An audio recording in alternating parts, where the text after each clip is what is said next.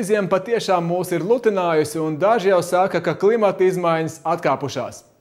Nekā tāda. Galēji un mainīgi laika apstākļi ir raksturīgi globālajai sasilšanai. Viens zemnieks, laika pareģotāja un žurnālists Sandra Baltruka stāstā par klimata izmaiņām. Lūdzu.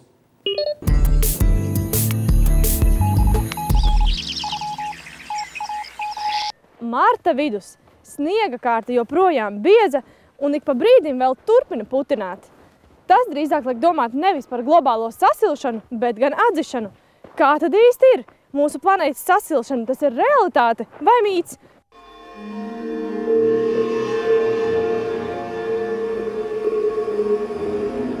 Šogad ir viena no augstākajām ziemām pēdējo 50 gadu laikā. Vēl 15. martā Latviju daudz viet sedza pusmetru bieza sniega kārta. Arī gaiputni šogad krietni aizkavējušies. Tā mēs redzam meža pīles. Te bija tādi gadi, kad jau 16. martā sāk dēt. 16. martā sāka dēt. Masveida šķilšanās iznāca tādā laikā, aprīļa beigās, kad naktī temperatūra bija mīnusos, un pīlēns ēd ūdens kukaiņus, kas ir nu pat izlidojuši. Tātad gluži dabīgi, ka viņiem bija fantastiski mirstība. Zinātnieki uzskata, ka klimatiskais līdzsvars pēdējos gados ir mainījies, un tāpēc līdz šī gadsimta beigām Latvijā vairs nebūs sastopamas gandrīz 30 putnu sugas, piemēram, dzērve, lakstīgala, baltirbe un zivju ērglis. Nu, kas var būt vieglāk, kā vienam vistvanagam ķert purvā baltirbis, kur nav sniega, un tās baltas vistas staigā pa purvu. Viņu vietā nāk citi, iepriekš vairāk uz dienvidiem likstojuši putni, piemēram, baltais gārnis, bišudzenis, seibu ķauķis un somzīlīte. Izmaiņas jau tagad skārušas arī dzīvnieku valsti. Pogaino roņu populācija joprojām ir apdraudēta silto ziemu dēļ, bet par retumu Latvijas mežos jau tagad var uzskatīt balto zaķi, kurš bez sniega ziemās ir viegls ķēriens plēsējam. Viņa vietā varētu nākt Amerikas jenots. Jauni īpatņi asimilēsies arī mūsu augu valstī. Pēc zinātnieku domām vismaz 10 augu sugas izzudīs pavisam, bet zemnieki piebilst, arī sēšanas un stādīšanas paradumus klimata izmaiņu dēļ nākas mainīt.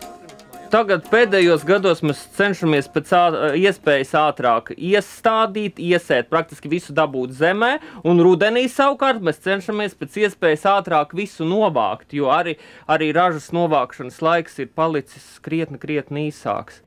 Lai gan šī ziema bijusi izņēmums un iespējams būs nokniebusi krietnu ziemāju sējuma daļu, kopumā pēdējos gados laiks ir kļuvis siltāks. Pieaudzis arī vēja stiprums un gada laiki ir nobīdījušies, secina zemnieks, kurš Latgales laukos saimnieko jau turpat 20 gadu, un tāpēc sentēvu parunas vairs tā īsti nedarot. Kartupeļi jāstāda tad, kad ābeles zied, un tā mēs agrāk tiešām arī vienmēr darījām, bet pēdējos gadus mēs to darām jau aprīlī. Un praksē tas nozīmējot tikai vienu – jāizvēlas cita jaunajiem klimatiskajiem apstākļiem piemērota lauksaimniecības kultūras šķirne. Saimniece stāsta, ka savai bioloģiskajai saimniecībai viņas sēklas lielākoties importē no ārzemēm, piemēram, Holandas, jo vietējā sēklu banka ir praktiski izzudusi. Ne visām ārzemniecēm gan Latvijas laika apstākļi ir piemēroti. Ar to laiku tā ir kā ar bitēm, jo neko nevar skaidri zināt. Ja no rīta spīd saule, pēc stundas jau līst lietus, jo ļoti ātri mainās laiks.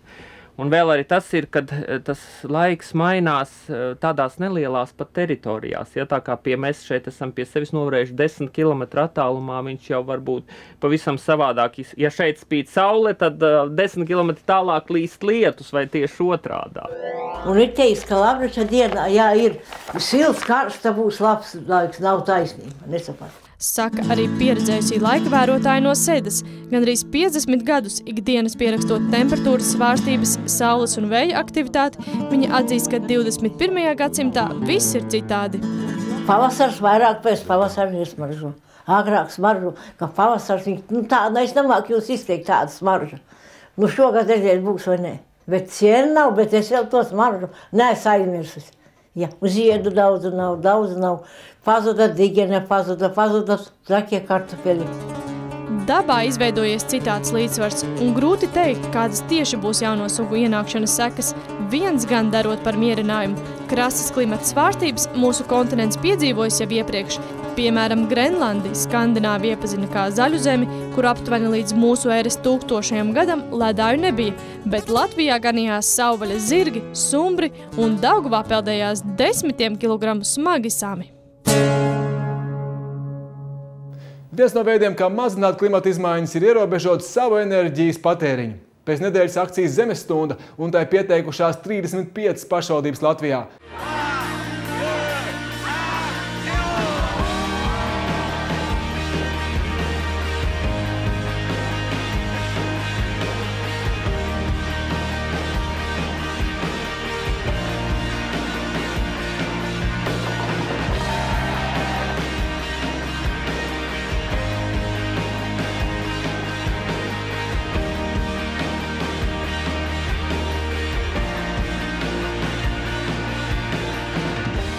Jau 4 gadus cilvēki visā pasaulē balso par Zemi, izslēdzot gaismu Zemes stundā. Pagājušajā gadā akcijā piedalījās 4000 pilsētu vairāk nekā 80 valstīs, arī Latvijā.